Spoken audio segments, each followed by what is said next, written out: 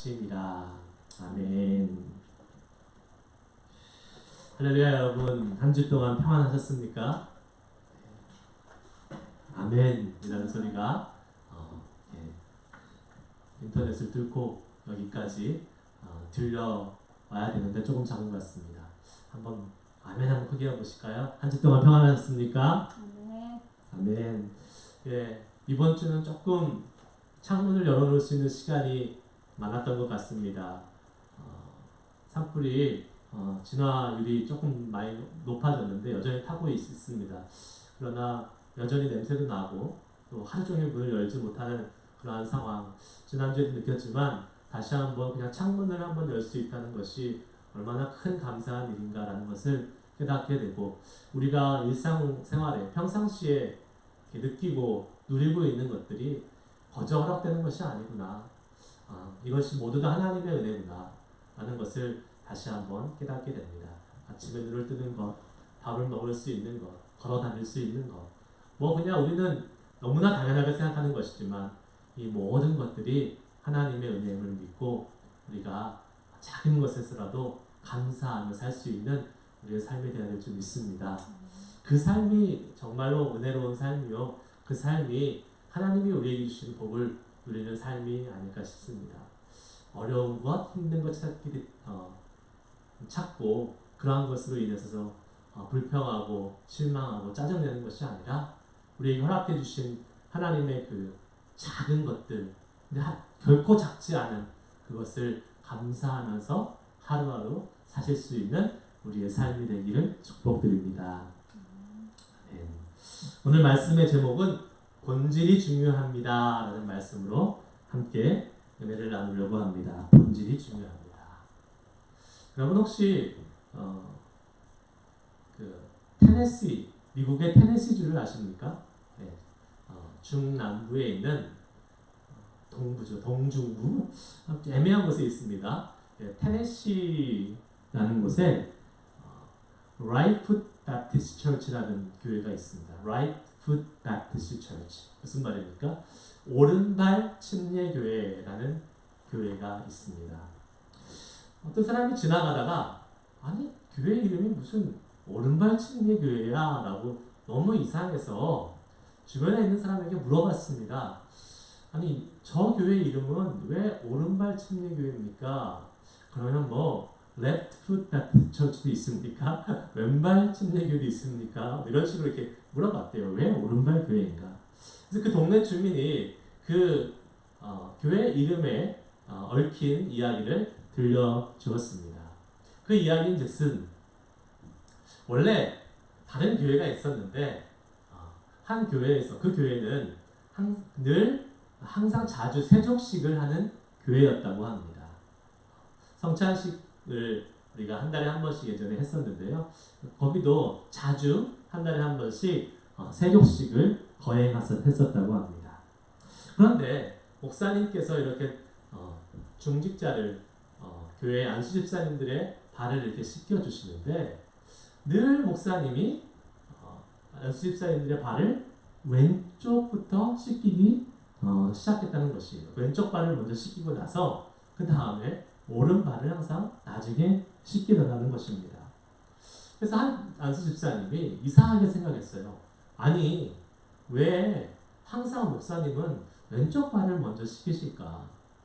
분명히 성경에 보면 우편에 있는 것이 더 좋은 것, 선한 것, 하나님이 기뻐하시는 것이라고 말씀했는데 왼쪽 발부터 씻기니까 왠지 모르게 꺼림직하다, 내 기분에 맞지 않다라고 생각해서 어느 날 찾아가서 목사님께 이야기했습니다. 목사님, 그래도 성경에 굳이 오른발부터 씻기라는 말은 없지만 성경을 다 보면 항상 오른쪽이 좋은 거니까 오른발 먼저 씻겨주시면 좋겠습니다 라고 이야기를 했대요. 목사님이 그 말을 듣고 아니 이 집사님 되게 까다롭다, 굳이 그거 가지고 이렇게 따지고 드냐 라고 생각을 했답니다. 그래도 다음부터는 오른쪽 발부터 씻겨야지 라고 생각을 했는데 그 다음 세족식이 됐는데도 여전히 왼쪽 발부터 씻기기 시작했다는 거예요. 사실 목사님 입장에서는 목사님의 오른쪽으로 갔기 때문에 목사님의 오른쪽에서 시켰기 때문에 반대 방향에 있는 그분의 왼쪽 다리가 된 것인데 이분은 목사님이 자기 말을 무시했다.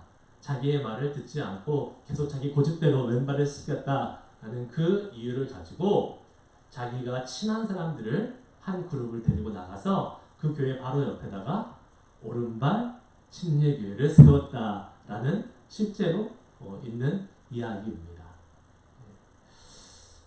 참 여러분 교회가 갈라서고 분열되고 얘기하는 것이 정말 그 대단한 대의 명분을 가지고 세워지는 것이 아니라는 것을 잘 알게 되는 것입니다. 중요하지 않은 사소한 일 때문에 아주 사소한 것 때문에 오른발이면 어떻고 왼발이면 어떻습니까? 오른손이면 어떻고 왼손이면 어떻습니까? 결코 중요한 일, 대세에 지장이 없는 일, 교회가 세워져 가는데 교회가 하나님의 일을 감당하는데 아무런 문제가 되지 않은 일, 그것 때문에 서로 다투고 싸우다가 결국은 교회가 갈라지는 그런 어처구니 없는 일이 벌어졌다는 것을 우리에게 시사해주고 있는 것을 보게 됩니다. 우리 사람은 중요하게 생각하는 것이 사람마다 다 달라요. 그렇죠? 자기가 생각하고 자기가 중요하게 생각하는 것이 제일 중요하다고 생각하고 여기게 됩니다. 그리고 자기가 중요하게 생각하는 것, 자기가 가치 있다고 생각하는 것을 다른 사람들이 인정하지 않고 그렇게 생각하지 않으면 못마땅하게 여깁니다. 예를 들어서 이렇게 예를 들어볼 수 있어요. 예수를 믿을 때에 우리가 예수님을 믿게 되고 은혜를 받게 되는 경로가 다 다릅니다. 그렇죠? 어떤 분은 성경 공부를 하다가 은혜를 받은 사람이 있어요. 그러면 그 사람은 만나는 사람마다 붙잡고 성경 공부해야 된다고 이야기해요. 성경 공부해야 된다고. 성경 공부 안 하면 은혜 못 받는다고 이야기를 합니다. 어떤 사람은 같이 함께 막 기도하다가 기도회에서 은혜를 받았어요. 그런 사람은 쫓아다니면서 기도해야 된다고, 기도하지 않는 사람은 신자도 아니라고 막 이야기합니다. 어떤 사람은 새벽 기도회에서 은혜를 받았어요.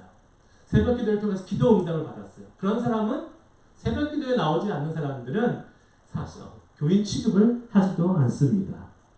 각자 자기의 입장에서 자기가 중요하다고 생각하는 것을 항상 가장 우선순위에 놓고 그것에 맞지 않는 사람들을 비판하고 비난하는 경우들도 종종 있는 것을 보게 됩니다.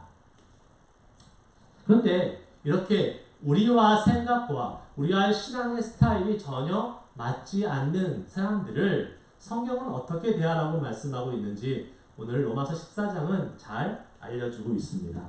로마서 14장 1절은 이렇게 시작됩니다. 한번 같이 읽어보겠습니다. 로마서 14장 1절 시작. 믿음에 연약한 자를 너희가 받되 그의 의견을 비판하지 말라. 아멘. 믿음이 연약한 자를 믿음이 강한 사람들이 받아주라고 이야기하고 있습니다. 누가 믿음이 연약하고 누가 믿음이 강한지는 사실은 참 우리가 분간하기 어렵지만 다른 말로 하면 신앙의 색깔과 신앙의 스타일이 다른 사람들을 받아주라고, 조금이라도 성숙하고 조금이라도 믿음이 강한 사람들이 그것을 인정해 주라고, 비판하지 말라고 바울 사도는 권면하고 있는 것을 보게 됩니다. 이 말은 당시에 로마 교회에 있었던 사람들의 그러한 믿음의 모습이, 그 믿음의 색깔과 믿음의 수준이 달랐다는 것을 우리에게 간접적으로 알려주고 있습니다. 특별히 믿음이 강하고 성숙한 사람들이 믿음이 약한 자들을 비난했다는 것도 또한 엿볼 수가 있습니다. 왜 이런 일이 로마 교회에 일어났을까요? 바로 로마 교회에 큰 논란거리가 한 가지 있었는데 그 논란거리의 중심에 있었던 것이 바로 먹는 것이었습니다. 먹는 것 때문에 사람들이 의견이 갈렸다라는 거예요. 어떤 먹는 것이었습니까? 고기 먹는 것 때문에 의견이 갈렸어요. 근데 고기를 먹는 것이 왜 의견이 갈릴 일이냐? 저희 집에는 절대 일어날 수 없는 일입니다. 의견이 갈릴 이유가 없어요. 먹느냐 마느냐가 아니라 무조건 먹어야 돼요. 저희 집에서는 없어서 못 먹기 때문에. 예. 근데 로마 교회는 고기를 먹느냐 안 먹느냐의 그 문제를 놓고 그룹 간에 첨예한 갈등이 벌어졌습니다. 그렇게 된 데는 이유가 있습니다. 예. 로마에서 도축되는 그러한 모든 고기들이 바로 이방신에게 제물로 바쳐졌다가 그 다음에 온 사회에 유통되기 때문에 이런 일이 벌어지게 된 것입니다.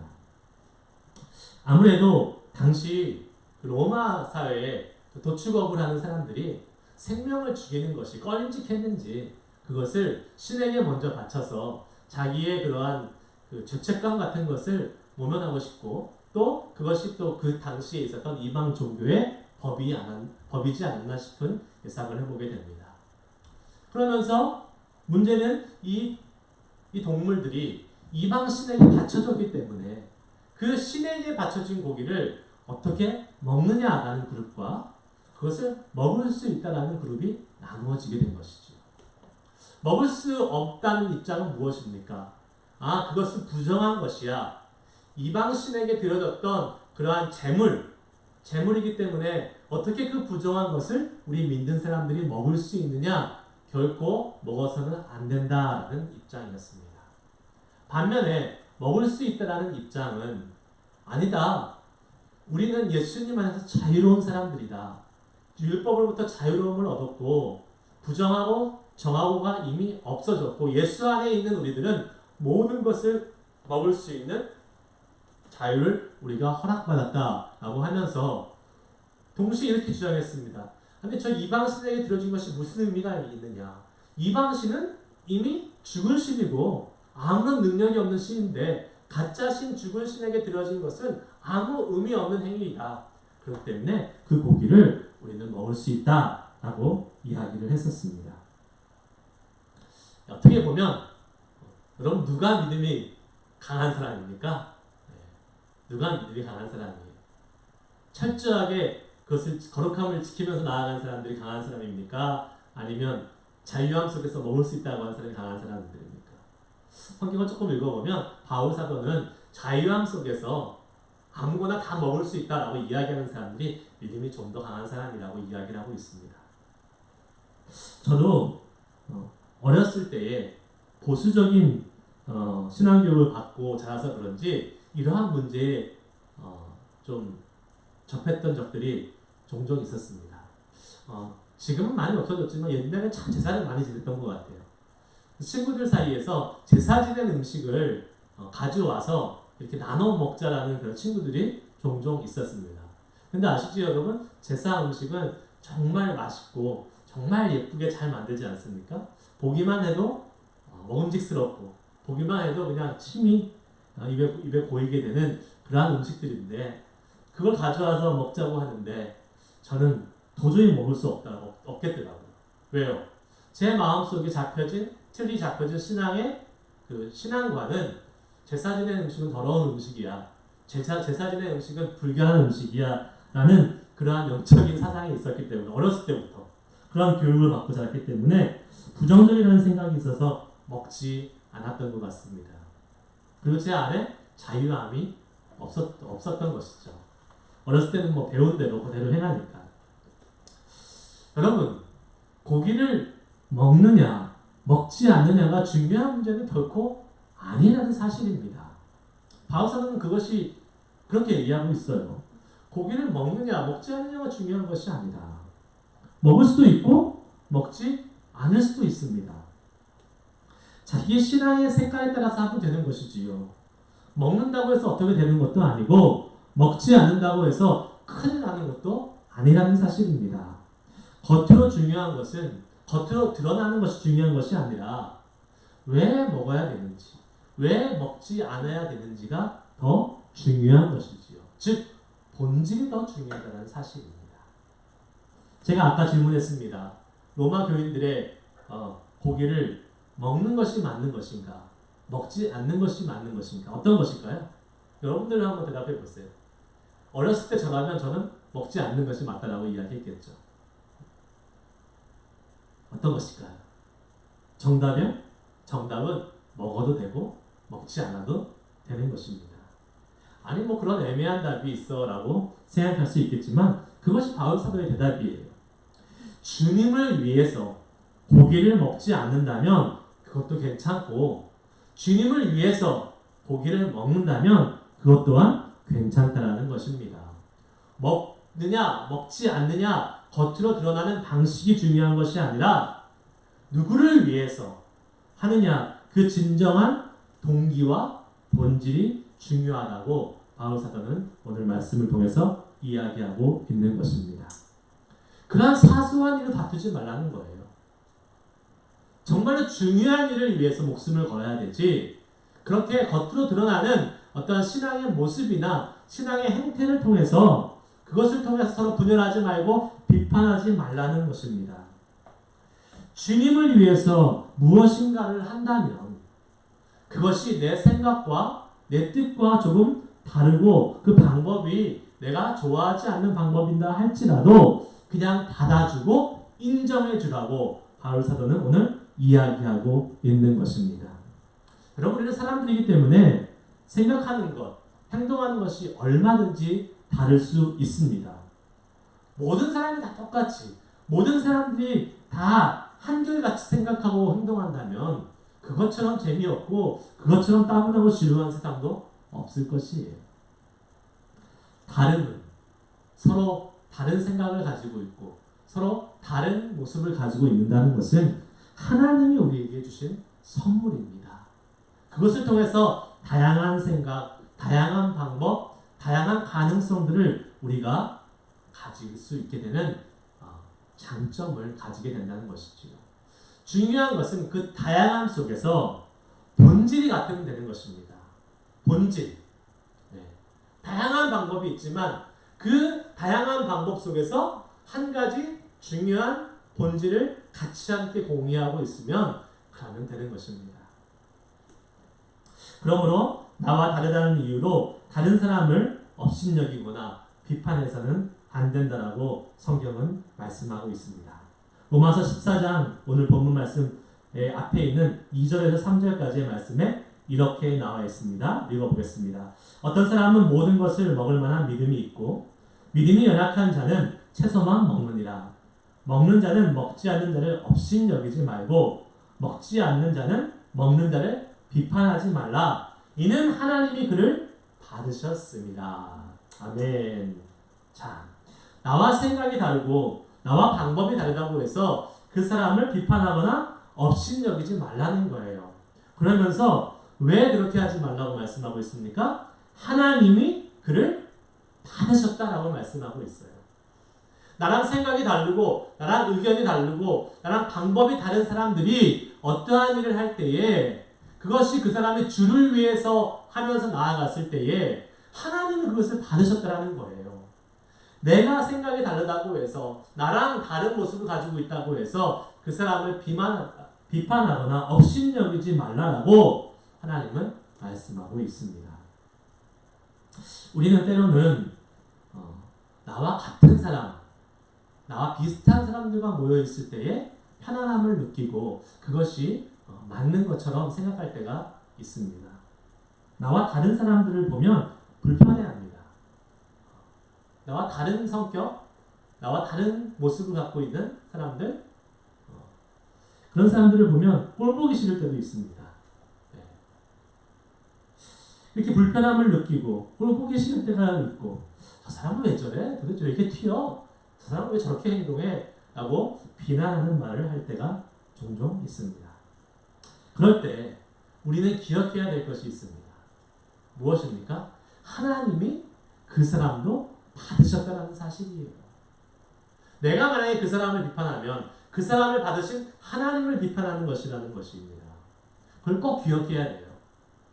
그러면서 동시에 나를 위해서 십자가에 죽으신 예수님께서 그 내가 꼴보기 싫어하고 내가 불편해하는 그 사람을 위해서도 십자가에서 죽으셨다는 사실을 반드시 기억해야 된다는 사실입니다. 그것만 우리 마음속에 있다면 우리는 우리와 다른 사람들을 품어줄 수 있고 그 사람들과 함께 연합해서 나아갈 수 있다는 사실을 꼭 기억할 수 있길 바랍니다. 여러분, 우리가 살다 보면 많은 인간관계 속에서 우리를 힘들게 하고 불편하게 만드는 사람들이 분명히 있을 수 있습니다. 그것은 왜 그렇습니까? 나와 다를 때 그렇습니다. 나와 의견이 다르고 나와 생각이 다르고 나와 무엇을 일을 추진해갈 때 그 방법들이 다를 때에 내가 힘들어지고 내가 어려워질 때 그래요. 그러면 우리는 그 사람을 멀리하고 그 사람을 불편해합니다. 그러나 불편해하기 전에 우리가 생각해 봅시다. 하나님이 그 사람을 얼마나 사랑하시는지, 하나님이 그 사람을 위해서 자기의 독생자 예수 그리스도를 십자가에 죽기까지 희생하셨다는 사실을 생각한다면, 그리고 하나님이 그를 받으셨고 인정한다는 것을 안다면 우리는 그 사람을 비록 우리의 마음에 들지 않다 할지라도 하나님의 말씀을 따라서 품어주고 같이 함께 주님의 나라를 위해서 나아갈 수 있으리라고 믿습니다. 우리가 중요하게 생각해야 될 것은 겉으로 보이는 다름이 아니라 본질이라고 했습니다. 그러면 예수 믿는 사람의 본질은 무엇일까요? 그것이 오늘 본문 말씀에 너무나 잘 나와 있습니다. 8절 말씀을 한번 읽어볼까요? 시작! 우리가 살아도 주를 위하여 살고 죽어도 주를 위하여 죽나니 그러므로 사나 죽으나 우리가 주의 것이로다. 아멘.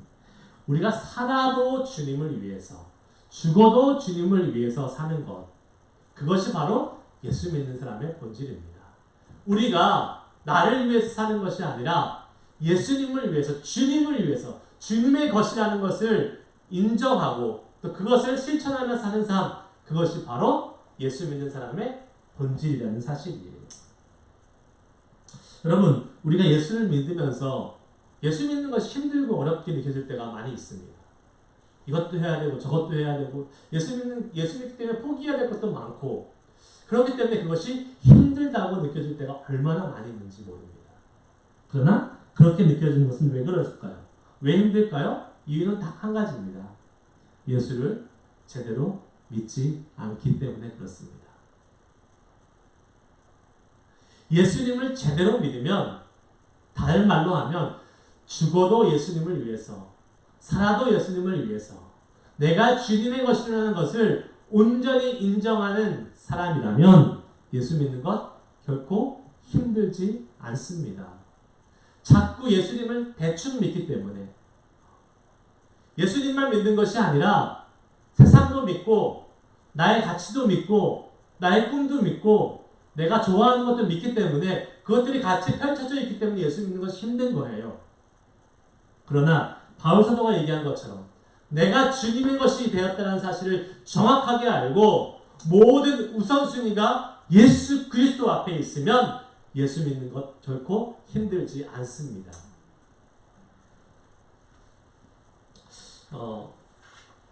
엊그저께 금요일 날 유현진 선수가 선발 등판한 경기가 있었습니다. 저는 하이라이트를 좀 봤는데요. 유현진 선수가 이제 LA 다저스에 있다가 토론토로 간 거를 여러분들 아마 아시는 분은 아실 겁니다. 자매님들 잘 모르실 수도 있겠네요. 토론토로 이제 이적을 했습니다. 토론토 블루제이스로 갔죠. 유현진 선수가 달고 있는 등번호가 몇 번이죠? 99번입니다. 근데 그날 제가 유현진 선수의 등번호를 보는데 99번이 아닌 거예요. 42번 등번호를 달고 있더라고요. 그래서 뭐 이렇게 잘못 유니폼을 입고 나왔나 이렇게 봤더니 모든 선수가 다 42번의 등번호를 달고 있는 거예요. 나중에 알고 보니까 그날이 제키 로빈슨 데이라고 미국 메이저리그 사상 처음 흑인 선수로 메이저리그에 경기를 했던 그러한 선수를 기념해서 그 42번은 영구 결번이 돼서 어떤 선수도 달 수 없습니다. 그리고 1년에 한 번 이 제키 로빈슨 데이에 모든 메이저리그 선수들이 42번을 달고 경기를 하는 것을 이제 전통적으로 그렇게 해왔던 것을 알게 되었습니다. 그만큼 이 제키 로빈슨이라는 사람은 흑인으로서 처음 메이저리그, 백인들이 그냥 모두 다 백인이고 관중도 백인이고 선수도 백인이었던 그 당시에 아주 역사적인 인물로 기록된 의미 있는 선수라고 할 수 있겠지요. 제가 기억에 나는데 이 제키 로빈슨의 영화가 만들어진 적이 있습니다. 그 영화에 보면 이 처음에 메이저리그에 올라와서 아니 뭐 야구한다는 것 자체가 흑인에게 허락되지 않는 일이었어요. 당시에는. 그런데 메이저리그에 딱 올라오니까 사람들이 정말 원숭이 구경하듯이 그 사람을 보았습니다. 사람 대접을 안 해줬어요. 침도 뱉고 조롱도 하고 같이 플레이하는 상대방 선수들이 얼마나 거칠게 하고 막 비신사적으로 하는지 제가 그 선수였다면 정말 당장이라도 관두고 싶은 그런 마음이 들 정도였습니다. 그런데 이 사람이 제키 로빈슨이 메이저리그 계약을 하면서 계약서에 들어간 조항 중에 특별한 것이 한 가지 있습니다. 그것이 무엇인지 아십니까? 어떠한 일이 있어도 불평하지 않는다라는 조항이었습니다. 어떠한 일이 있어도 불평하지 않는다. 그리고 이 제키 로빈슨은 그 메이저리그 그 계약서에 서명을 하게 됩니다. 왜 서명을 하게 됐을까요? 생각해 보셨습니까? 그에게 있어서 흑인으로서 절대로 불가능해 보였던 그 메이저리거가 된다는 것이 그 어떠한 것보다도 가치 있었기 때문에 그렇습니다. 그 어떤 문제가 있어도, 그 어떠한 조롱이 있어도, 그 어떠한 어려움이 있어도 그는 메이저리거가 되는 것이 가장 소중했기 때문에 그 계약서에 사인을 하고 출전을 했던 것입니다. 무엇을 의미합니까? 여러분, 예수 믿는 사람이 된다는 것은 제키 로빈슨이 메이저리그 되는 것과는 비교할 수도 없는 더 고귀하고 더 가치 있고 더 영원한 정말로 진리인 것입니다. 예수 믿는 사람이 된다는 최고의 은혜를 받았기 때문에 우리는 다른 어떠한 것도 기꺼이 감수할 수 있어야 되는 것이에요. 고민할 필요가 없는 것입니다. 세상에서 예수 믿는 가치 다른 어떤 것을 놓고 고민해서는 안 되는 것이에요. 만약에 고민하고 있다면 우리는 아직 예수님을 제대로 믿지 않는 것입니다. 믿지 못하는 것입니다. 그것이 어떠한 것이 되었던지 간에 사나 죽으나 우리는 주님을 위해서 산다 라는 그러한 마음을 갖고 있는 것, 그러한 마음을 갖고 사는 것, 그것이 바로 예수 믿는 사람의 본질이라는 사실입니다. 믿으시기를 주의 이름으로 축복합니다. 어떠한 것도 비교의 대상이 될 수 없고 다른 어떠한 것도 예수님과 바꿀 수 없는 삶이 바로 예수 믿는 사람의 본질인 것이에요. 그것이 우리가 사나 죽으나 주님을 위해서 사는 것입니다. 라는 삶이고 예수 믿는 삶의 본질인 것을 다시 한번 기억할 수 있기를 주의 이름으로 축복합니다. 자, 그럼 다른 것은 다 비본질이에요. 예수님을 위해서 일하는 것, 예수님을 위해서 결정하고 예수님을 위해서 생각하고 예수님을 위해서 산다면 우리에게 어려울 것이 없습니다. 정말 여러분은 예수님을 위한 삶을 살고 계십니까? 고린도서 3장 23절 말씀에 무슨 일을 하든지 마음을 다하여 죽게 하듯 하고 사람에게 하듯 하지 말라라고 말씀하고 있어요. 그것이 무슨 말이에요? 주님을 위해서 해라 라는 것이 가정, 직장 뭐 다 팽개치고 교회 일 해라 라는 말이 아니라는 것을 여러분 잘 아실 겁니다. 예수님을 위해서 이 직장 일 하는 것입니다. 직장에 가서 일을 할 때에 다른 사람들과 같이 똑같이 이기적으로 하는 것이 아니라 예수님을 위해서 더 많이 양보하고 예수님을 위해서 조금이라도 희생할 수 있고 예수님을 위해서 조금이라도 넓은 마음으로 다른 사람을 품어가면서 같이 하나 되게 하는 역할을 할 수 있는 삶을 사는 것이 바로 예수님을 위해 직장생활을 하는 것입니다. 저 사람을 통해서 예수님의 모습을 볼 수 있는 것, 그것이 바로 직장생활을 하는 모습이에요. 가정에서도 마찬가지입니다. 가정에서도 배우자, 자녀, 부모들을 대하면서 과연 예수님을 위하는 마음으로 대하고 있습니까? 자녀를 키우면서 예수님을 위하는 마음으로 키우면 되는 것입니다. 부모님을 대할 때 의무감과 책임감으로 대하는 것이 아니라 예수님을 대하듯이 예수님을 위하듯이 부모님을 섬기면 되는 것입니다. 교회 일을 할 때도 마찬가지입니다. 섬기면서 그냥 아무 생각 없이 일에만 집중하면 안 됩니다. 그러면 분열이 되게 돼 있어요. 주를 위해서 일을 하는 것입니다. 주님을 생각하면서 일하는 것입니다. 내가 교회 청소를 하고 내가 교회 봉사를 할 때도 주님을 위해서 일한다는 사실을 생각하면 되는 것이에요. 사나 죽으나 주님을 위해서 일한다고 생각하고 나아간다면 그것이 바로 정말 기쁘고 행복한 일이 되는 것입니다. 그런데 사탄은 자꾸 이 본질 대신에 비본질적인 것을 자꾸 우리 속에 부각시켜서 마음을 빼앗으려고 합니다. 로마 시대의 고기를 먹느냐 안 먹느냐의 문제처럼 우리 이 시대도 본질의 문제가 아닌 비본질의 문제로 예수 믿는 사람들의 모습을 무너뜨리려고 하는 사단의 모습을 보게 됩니다. 교회에서 일어나는 많은 분쟁들, 또한 우리의 가정과 우리의 직장 생활에서 일어나는 인간관계에서 일어나는 많은 문제들의 대부분이 무엇입니까? 결국은 작고 사소한 것에서 시작되는 것을 보게 되지요. 하나님의 나라를 위해서 교회가 갈라지지 않습니다. 전도하기 위해서 하나님의 나라와 하나님의 나라 확장을 위해서 교회가 분쟁하지 않습니다. 결국은 아주 작고 사소한 일, 내 마음속에 상처받고 내 자존심에 스크래치 났다고 해서 내 마음에 맞지 않다고 해서 분열되고 내 마음에 맞지 않다고 해서 싸우고 분쟁하는 것을 우리는 종종 보게 되는 것입니다. 그것이 바로 사단이 우리에게 하는 유혹입니다. 한 가지 말씀을 드리고 이야기를 마치려고 합니다. 제가 예전에 섬기던 교회에서 있었던 일입니다. 교회가 교회 로케이션이 좋지 않아서 새로운 곳으로 이전해야겠다라는 어떤 의견이 나왔습니다. 교회 리더십에서. 그런데 교회 이전의 문제는 참 뜨거운 감자입니다. 어느 교회나 교회를 이전할 때에 교회가 갈라지고 분열되는 것을 많이 보았습니다. 교회가 이제 이전해야 될 상황이 돼서 교인들에게 광고를 하고 교회 리더십에서 이제 의견을 물었습니다. 아니나 다를까 의견이 갈랐습니다. 그냥 여기 있어야 됩니다. 우리 교회가 여기서 벌써 몇십 년 있었는데 이 지역을 버리고 갈 수 없습니다. 심지어 버리고 간다는 이야기를 하더라고요.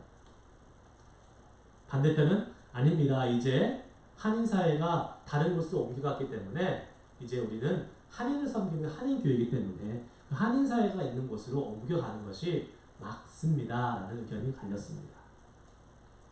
자, 어떤 것이 맞을까요? 하나님이 세우신 교회, 그곳에서 30-40년 동안 있었고 그곳에서도 섬길 영혼들이 많이 있는데 그곳에 있는 것이 맞을까요? 아니면 옮겨가는 것이 맞을까요? 둘 다 맞습니다. 둘 다 다른 의견이 아닙니다. 둘 다 잘못된 틀린 의견이 아닙니다. 그런데 문제는 본질이 무엇이냐는 거예요. 그곳에 남겨져도 주님을 위해서 남겨지는 것이고 그곳을 떠나서 한인사회가 있는 곳으로 가도 또 그곳을 한인사회를 섬기기 위해서 가는 것이 주를 위해서 가는 것입니다. 투표를 했어요. 결국은 이전을 하기로 결정이 됐습니다. 참 감사하고 은혜로웠던 것은 그렇게 이전하고 결정이 되었을 때에 투표 전까지 끝까지 이전을 반대했던 그룹에서 그 이전 결정을 받아들이고 지금부터는 이제는 이 이전을 위해서 우리가 온 교회가 힘을 합해서 하나로 나아가겠습니다. 라고 이렇게 정말로 은혜롭게 그것을 인정하고 힘을 합했다는 사실이에요. 대부분 많은 경우에는 이런 경우에 나 그 결정에 승복 못해 하면서 그 오른발 교회처럼 나가서 다른 교회를 세우는 경우들이 많습니다. 그런데 이렇게 하나로 마음을 모아서 비본질적인 것에 목숨 걸지 않고 본질적인 것에 하나로 마음을 모았더니 이 교회가 이전에 가서 정말 얼마 되지 않아서 하나님의 놀라운 축복을 받으면서 몇백 명 교회로 부흥이 되는 것을 경험할 수 있었습니다. 사단은 늘 우리에게 비본질적인 것을 통해서 우리를 무너뜨리려고 합니다. 그러나 거기에 넘어지지 않는 우리가 될 수 있기를 바랍니다. 본질적인 것, 예수 믿는 사람의 본질, 주님을 위해서 하는 것입니다. 살아 죽으나 우리는 주님의 것입니다 라고 고백했던 바울 사도처럼 우리의 삶에 있어서 모든 것을 결정하고 행동할 때에 주님을 위한 것이라면, 주님을 위해서 하는 것이라면, 비록 다른 사람의 모습이 좀 미흡하고 다른 사람의 모습이 나의 생각과 다르다 할지라도 그것을 받아주고 그것을 인정하면서 함께 주님의 나라를 세워갈 수 있는 사람이 되어야 될 줄 믿습니다. 그 시작은 우리 가정에서부터 시작됩니다. 우리의 자녀들이 우리의 생각과 맞지 않다 할지라도 그것이 정말 아주 크게 잘못된 것이 아니고 정말 본질적인 것에 지장이 없다면, 아이들이 하나님의 자녀로 자라나는 것에 지장이 없다면 인정해주고 또 한번 받아줄 수 있어야 됩니다. 배우자 사이들 속에서 의견 충돌이 많이 있을 수 있지요. 근데 그 의견 충돌이 우리 가정을 파탄내거나 우리 가정을 망하게 하는 것이 아니라면, 서로를 위한 것이라면 의견이 다를 때 서로부터 품고 서로 하나 돼서 나아갈 수 있을 믿습니다. 예수 믿는 사람이 주님을 위하는 것이 가장 소중한 것임을 기억하고 살아가는 것처럼 우리의 모든 삶의 현장에서 주님을 기억하고 그 주님의 말씀과 그 주님의 받아주심, 용서하심, 용납하심, 인정하심, 그것을 가지고 살아갈 때에 우리는 본질 중심의 사람이 되는 것입니다. 그 본질을 잊지 말고 주님을 위해서 살아갈 수 있는 우리의 삶 되기를 주의 이름으로 간절히 축복합니다. 기도하시겠습니다.